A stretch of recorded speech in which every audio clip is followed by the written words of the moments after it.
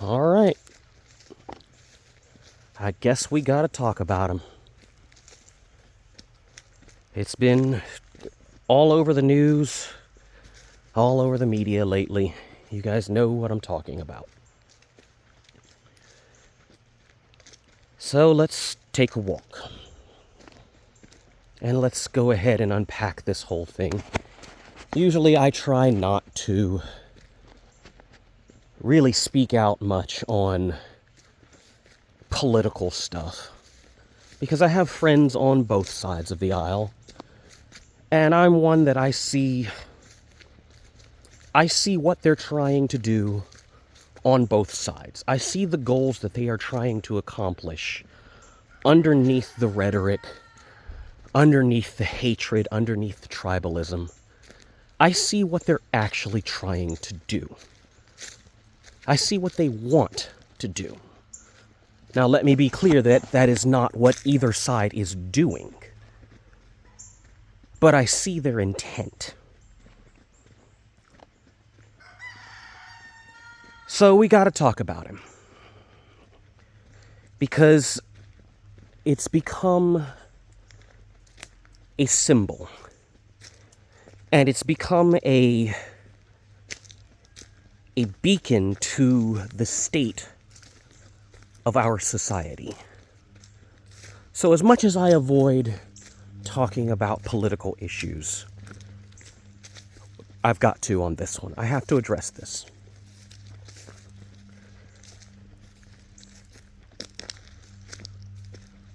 Charlie Kirk was very well known for spewing hateful rhetoric. Just let that sink in. And for those of you who are supporters of him, go look up some of his quotes.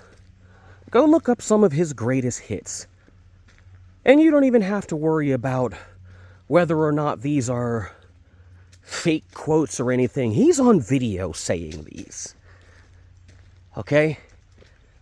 Like, this isn't something that isn't well known about him.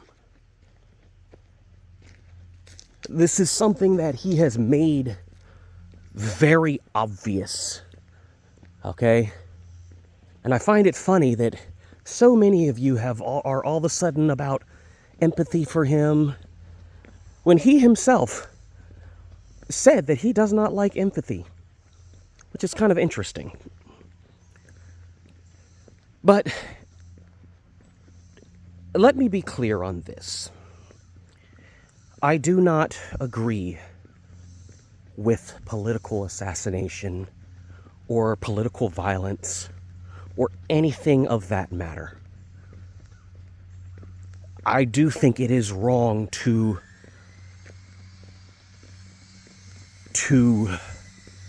laugh at another man's death. I do. And that includes Charlie Kirk. But let's unpack this whole thing.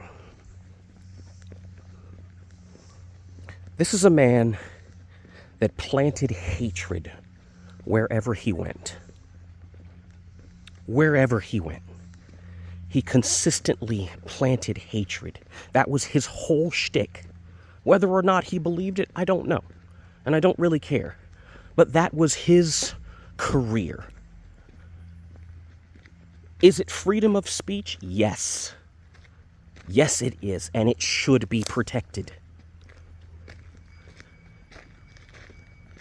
But, on the flip side, if I'm constantly talking shit to someone and they haul off and pop me in the mouth, is it wrong on their side to have struck me? Yes. Is it wrong on my side to have instigated it? Yes. And that is exactly what this man did. He instigated hatred wherever he went. And I will be posting a video, a separate video, or maybe even this mixed in with this one. I don't know yet. But I will be posting a video of the things that he has said in his videos. It's insane. It is insane. If you plant hatred, if you sow the seeds of hatred wherever you go, you cannot be surprised when it starts growing in your backyard. Because that's what you're planting. That's exactly what you're planting. So why be shocked when it grows? This is what he did. He sowed hateful rhetoric. Again, does that deserve being shot in the neck? No. No, it does not. Because he didn't actually do anything. But the things that he says influence the people who do. So if the president who issues the orders can be held accountable for the war crimes that his army does, I'm going to pause there for a second, because y'all have no problem with that one. Y'all have no fucking problem with that. The whole I was only following orders thing, we all know it's bullshit. So obviously, what someone says leading to what someone does can be held accountable to that person who says it. Obviously.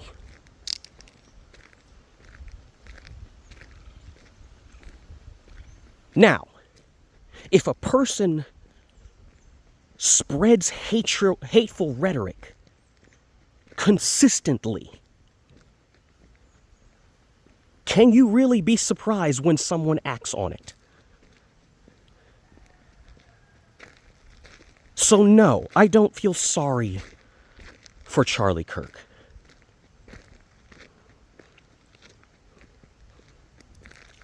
I have compassion for his family. Because those poor fuckers are so deep within it that they don't even recognize it. I feel compassion for the people who think this man was a good man and are also so sucked up into the hateful rhetoric that they can't even see it. But do I feel sorry for him getting what he planted? No. No, I do not. It's a sad thing. But I do not feel sorry. Because this is America. And this kind of thing runs deep within our society. This is a society that was founded on violence, conquest, bloodshed. What the fuck makes you so surprised that somebody doesn't act it out? When you're calling to make America great again, you're calling for the very blood that made America what it is. Who the fuck are you to be surprised that someone acts it out? Who do you think you are?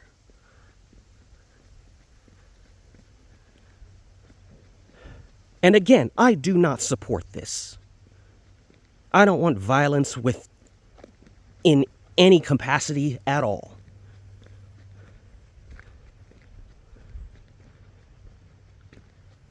But this is where America is right now. And it has always been a violent nation. Does that make it right? No. But why are you surprised? Is the point I'm trying to get at. Why are you acting surprised, right-wingers, that a right-wing person who was inciting violence was then acted upon by another right-wing person who has been feeding into that violence? Why are you surprised? You're not. You're not surprised. You're not surprised. You want this to happen. Deep down, this is what you want. This is what you voted for. This is exactly what you voted for. You voted in a man who consistently incites negativity, who consistently incites tribalism, who consistently incites conflict. Why the fuck are you surprised that it's happening?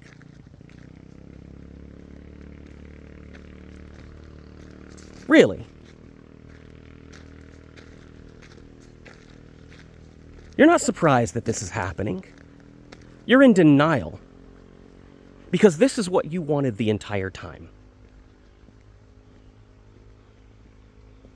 You're acting surprised because you don't want to admit to yourself that you knew that this was going to be the outcome.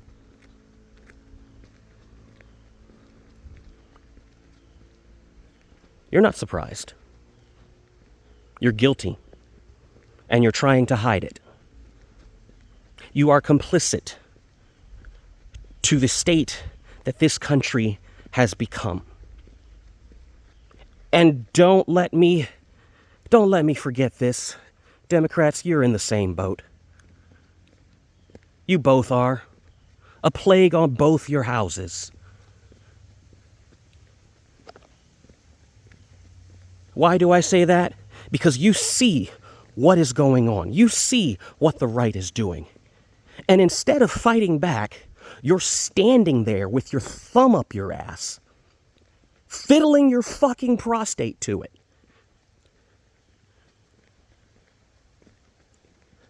So no, fuck you both.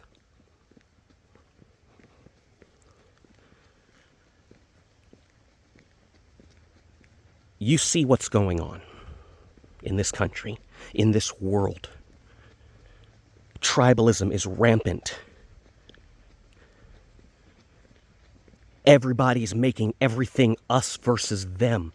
We are on the verge of making a colossal mistake.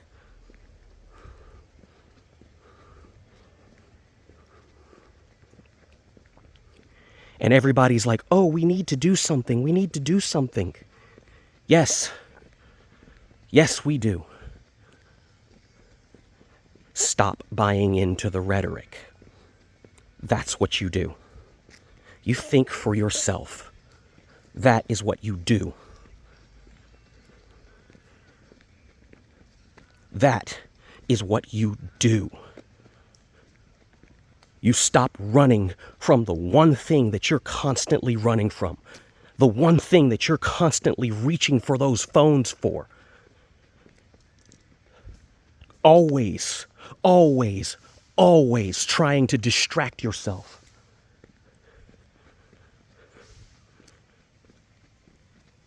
That's what you're running from. You are running from yourself. And when you learn how not to run from yourself, you will not need those distractions. I've been saying it from day one. Most of our problems can be solved by being able to sit with yourself. Because if you can sit with yourself, then you can sit separate from the tribe. And when you can sit separate from the tribe, you realize that there are a bunch of mooing buffalo running towards the cliff while the hunters are driving them. That's what you see. Moo.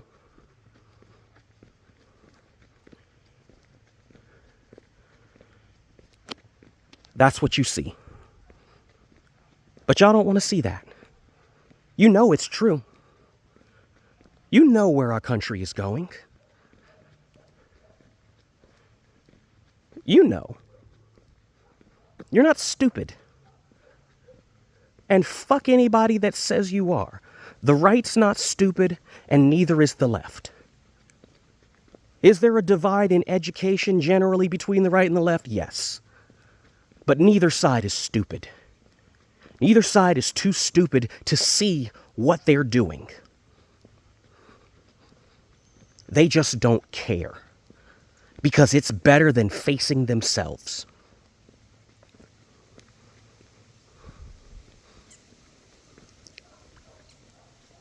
We need to change this. And the change starts from within. It starts with yourself. The change starts with yourself. That's where the shift starts. It doesn't start out there. It doesn't start with them. It's not them you need to change. It is you. And if everyone, including them, can learn this, then it will change. Because the way that you see your world inside is the way that you will see it outside. If you are constantly sowing hate, it's going to grow. If you are constantly looking for hatred, if you are constantly looking for racism, if you are constantly looking for negativity, that is what is going to show up in your life, because that is what you are focusing on. And conversely goes with positivity. But it's a lot harder to do it with positivity. Why? Because of a thing called negativity bias. This is a thing that our brains have naturally within them. We tend to focus on the negative because focusing on the thing that's rustling in the bushes keeps you alive.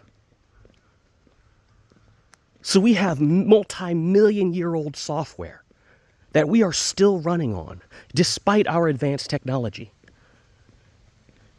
You have to learn how to reprogram the software. Because if you don't, you will die.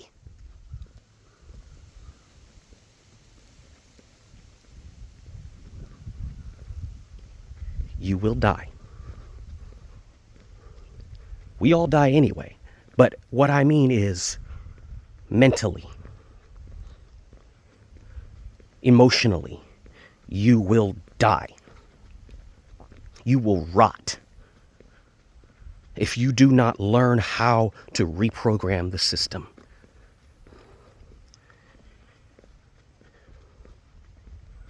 You want to know how to fix the world? This is how we fix the world. Will there always be a few bad apples? Yes. Yes, there will always be bad apples. That's a given. That's just the nature of duality. But you make a choice as to where you're going to stand on it. Are you going to be a bad apple? You don't have to be. You don't have to be a bad apple. You don't have to see the world as a horrible place. You don't have to seek out racism wherever you go.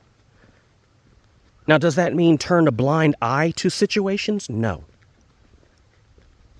Instead, you acknowledge the situation as it is, then and there. And you don't hold on to it. You don't pull it within you and think, oh, well, the next time I see that, anything similar to that, I'm going to automatically pull this previous situation up. No. You deal with it then and there. I once had a talk with a guy who was openly racist. And it was a really interesting talk. we were sitting at a bar, and the conversation came to racism, and he's like, yeah, no, I'm totally racist. And I'm like, well, you're sitting here talking to me. And he goes, well, you ain't like them. And I said, what do you mean there? And he's like, you know what I mean. You ain't like them. And I knew what he meant. I knew what he meant. I knew exactly what he meant. And it was shocking. And so I asked him, I said, what is it about that, about people like that, that you don't like? And he starts naming off all of these disruptive elements to society and biases and things like that. And I go, yeah, we don't like that either. That's all I said. I said, we don't like that either. Yes, there are people like that. But we don't like it either. It's just as disruptive to us as it is to everyone else. Worse, it gives us a bad name. And it perpetuates stereotypes that we're trying to shake. So then I asked him, I said, now, do you see elements of that same attitude, that same mindset? Do you see elements of that in your culture as well? And he's like, oh, shit, yeah.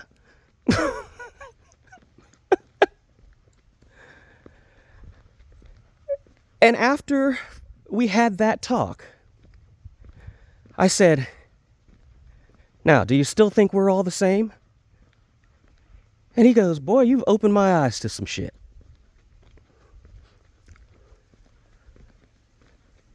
All it takes is a civil conversation,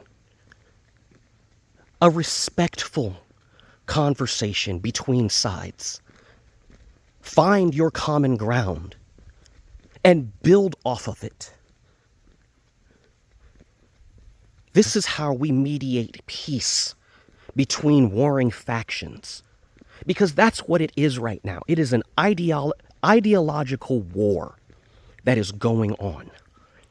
And we need to try our best to keep it from escalating into a physical one. Because it's coming if we don't. It may be coming even if we do. I don't think we're there yet. But if the nation's reaction to the assassination, and yes, it is an assassination, we will call it that, because it is. The nation's reaction to the assassination of Charlie Kirk is damning. It is a powerful tell as to where we are as a society. You have a very large portion of the society calling for open civil war. On both sides, mind you. They are starting to classify the other side as enemies.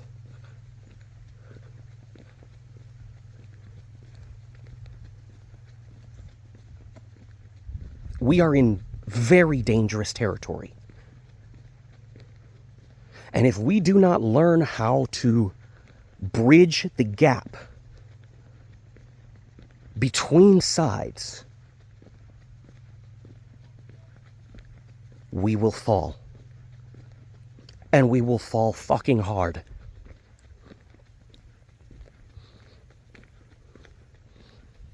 This nation is already falling apart. It has been for the last 50 years. But if we get our shit together, we will launch ourselves into another golden age. You want to make America great again? This is how we do it. We don't do it the easy way. We do it the fucking hard way. And the hard way is sitting your pussy ass down and going to that deep, dark spot within your mind and dealing with, facing the shit that you're running from. Grow some fucking balls, America. Actually, no, that goes to the whole world. Grow some fucking balls. Because why are you acting like this? Because you're a bitch. You're scared.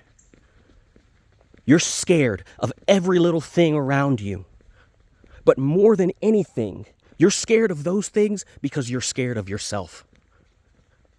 You're a bitch. You're a bitch, America. You're a bitch, Israel. You're a bitch, Russia, China, India. And India, oh, India, come on. Come on. You should have this. You should understand this. If any culture has gotten close to it, it's India. Buddhism and Hinduism have gotten close to it. They see it. The principles are out in the open. Shame on you. China too. Japan too. Actually, Japan kind of learned the lesson. But they went through their phase. Let's see if the rest of you do. Because World War III is going to be a doozy. If y'all keep going the way that you are, a lot of y'all are going to be learning this lesson. And think of what it took Japan to learn that lesson. But even then, y'all still don't want to sit with yourselves. None of you do. None of you want to sit and do the hard work to just face the fucking fears that you keep pushing down over and over and over and over and over again. And this is something that applies to every level of society. From destitute to Elon fucking Musk. You want to know why people are why they are? Look at their fears. Look at their history. Look at their past. See what it is that they are running from. And you'll have a pretty damn clear picture of what they look like on the inside. You will have a damn clear picture.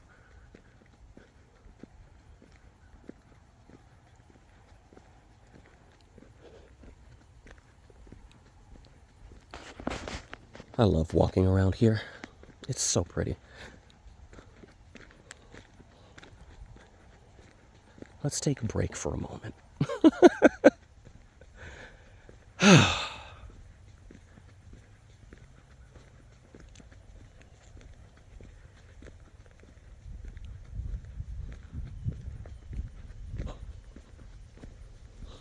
What a beautiful day.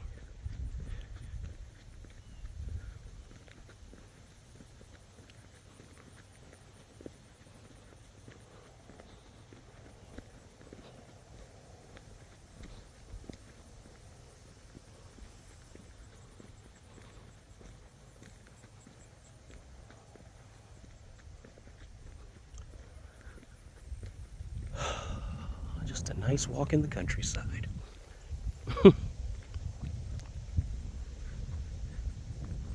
I sincerely hope that this country can learn its lesson before it gets to a point of out and out violence. Because the way we're headed, it's coming. It's already here in some aspects. But it will only escalate. This next civil war is not going to be military versus military. I'm sorry, I know that's what y'all think. That we're gonna line up in lines, like the first Civil War. It's not gonna look like that. I think I'm gonna turn around and start heading back. It's not gonna look like that. It's going to look more like the Irish Civil War. It's going to be rebel factions. It's going to be political terrorism like you've just seen. It's going to be that. Car bombings. It's going to look like ISIS. How about that? Does that clarify what a modern civil war looks like to you? It's going to look like Syria. That's what it's going to look like.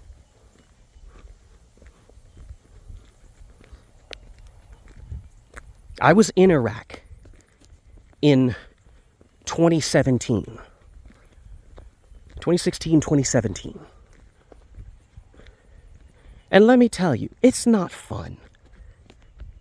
It's not what you Meal Team 6 U.S. Gravy SEALs fat motherfuckers wearing plates that are 3 sizes too small, okay, with a fucking AR-15 like you Billy Badass.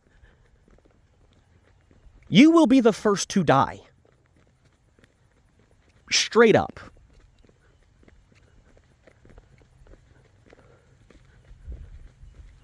Wars are not fun. You fucking degenerate. I'm gonna say that again for the troglodytes in the back. Wars are not fun. Especially when they are in your own backyard. Everyone loses.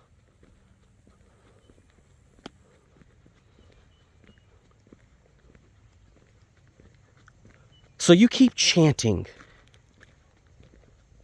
for a civil war. I'm talking to you, right? The GOP, the MAGA crowd, the Trump supporters. We didn't even know who this dude that killed Charlie Kirk was. And within 24 hours, y'all are yelling that it was the Democrats.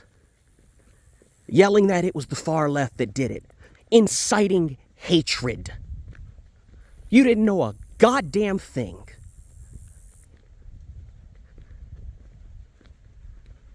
You didn't know a fucking thing. Nobody did.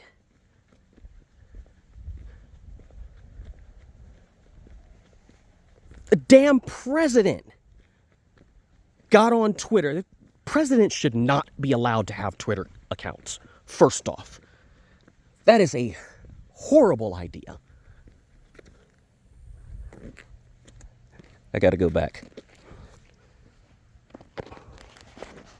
This looks like the Gulf of Mexico.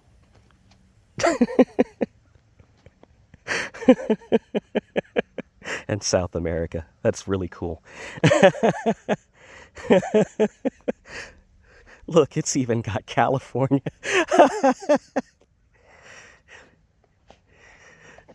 All right, random ADHD moment there for a moment. What was I saying? I don't know. Give me a second. I just jumped train tracks very hard there for a second. Hashtag ADHD life. So, you had the president of the United States, who should not be allowed to have a Twitter account. At all. Presidents should not have any access to social media whatsoever.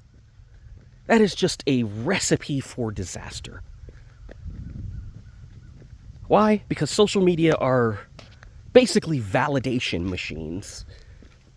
And they're just ego enhancers. That's really all they are. So, you had President Trump championing that this is the Democrats. The fucking commander-in-chief is doing this shit.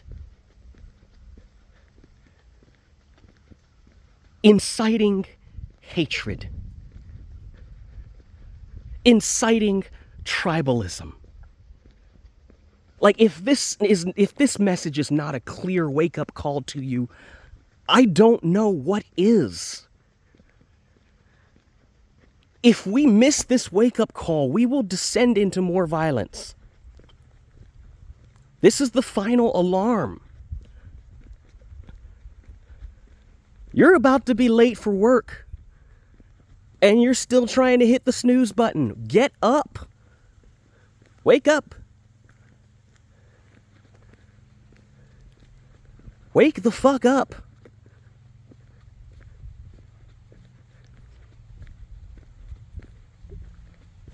Because next, someone's getting ready to run into the room and jump on your ass.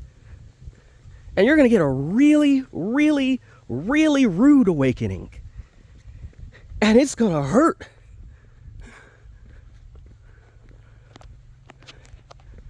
Like, seriously, stop hitting the snooze button. Your little brother is getting ready to come in and jump on you.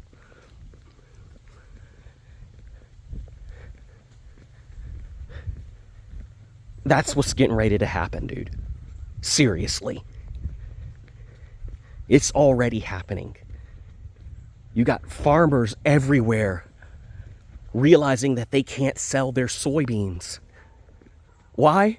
Because China won't fucking buy them. But yet, they voted for the very president that put those tariffs into place. A lot of them overwhelmingly. A lot of the rural areas overwhelmingly are Republican.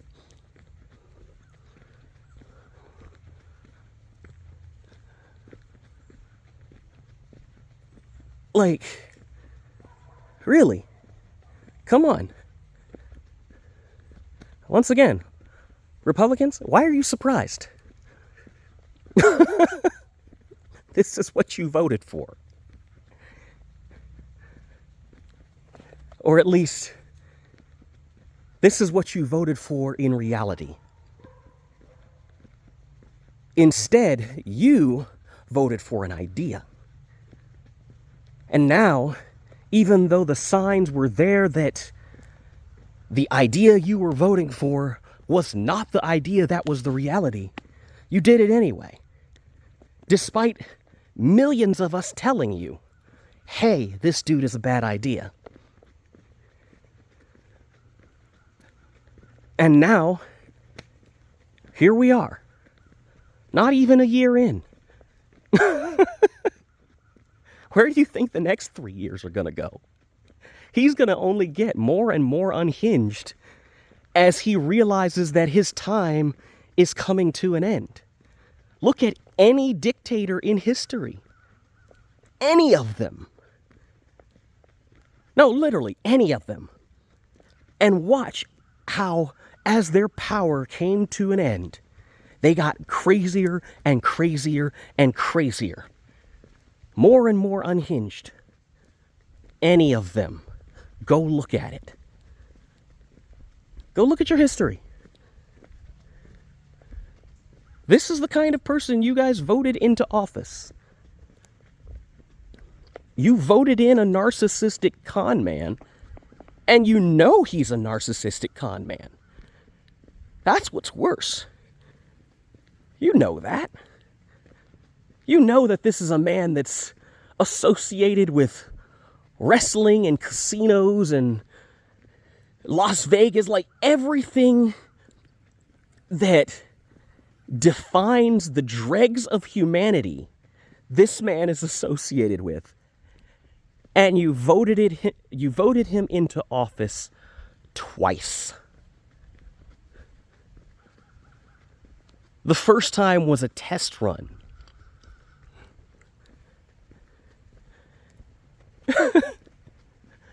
And y'all voted him in again, despite seeing how he was. He didn't change.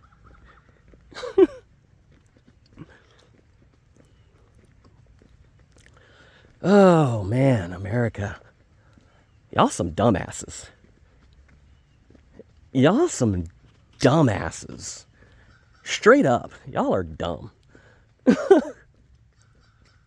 I'm just going to call it as I see it. Y'all are fucking dumb. I love this country. I have served this country. I have done everything I can for this country. I have ruined my body for this country. Damaged, I won't say ruined, highly damaged my mind for this country.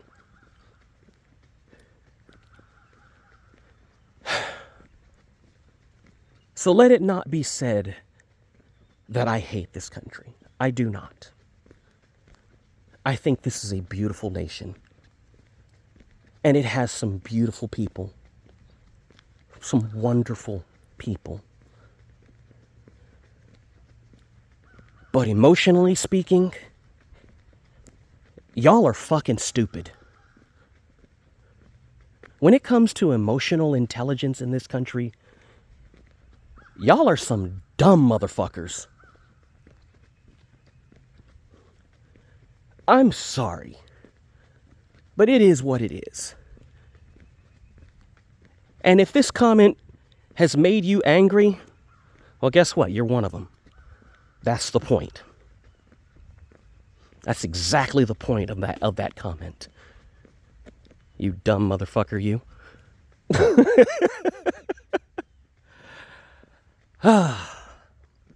I'm not trying to make you guys mad. I'm trying to hold a mirror to you. And yes, the mirror hurts to see it. It hurts to see your reflection. It's scary. It's terrifying because you think you're going crazy in a society that has said, no, don't go crazy. Don't go crazy. Don't look at yourself. Distract yourself from the voices, from the memories, from the echoes of something that you're trying to repress. Distract yourself. You don't need to look at that, because if you look at that, you'll go crazy. This is what society teaches us. Not to look at it. Don't look at the person in the mirror. Don't stare into the abyss, because the abyss will stare back. Yes, it will. Because it's you. That's the mirror. So you've got to be able to dive headfirst into that dark, scary spot in your mind where the repressed memories sit. You've got to face them. This is how we grow as a world, as a society. You've got to face them. Straight up. And it's not easy. It's the hardest fucking thing to do. But that's the key to it. Is it going to be a perfect world? No. Fuck no. That'd be terrible anyway. But you know the key to dealing with it. You know how to suffer less. Is it going to make all your problems go away in life? No. Life is problems. Life is events. Life is challenges. Now, whether or not you see that as a problem or a challenge is up to you. You can grow from a challenge. You can't grow from a problem. But if you choose to use that problem and look at yourself in the mirror while you're facing it, it'll cease to be a problem and it will become a challenge. And everything in life, every challenge you face will have a lesson. It will have something for you to learn, no matter how horrible it might be. You will be able to look at it and say, what can I learn from this? Doesn't necessarily have to have a lesson, but you can understand that there is one if you choose it to be. Because we are fantastic meaning generators. We can generate meaning out of literally anything. I just showed you a spot on the road and said, hey, look, it's a map of the Americas, and I guarantee you saw it. We can make meaning out of anything.